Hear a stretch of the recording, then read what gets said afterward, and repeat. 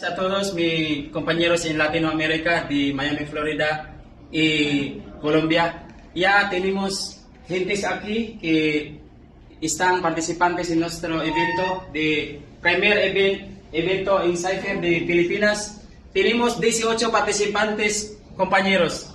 Ahora, voy a preguntar a ellos que cuánta gente que va a unirse a nuestra compañía. Okay. So, sabi ko magandang hapon sa lahat ng taga Latinoamerica. So, nandito kami ngayon sa event ng Cypher. First event sa Pilipinas. Tapos, natapos na yung Yes, talaga sa Lucena. Yes, yes. Kaya palakpakan po. Natapos na yung event natin. Ito yung mga unang participantes. Yung mga unang amigos. Amigas. Buenos días. Sabi ko, mayroon tayong 18 Participants. participants. Ngayon, sabi ko sa kanila, i-challenge ko to ngayon.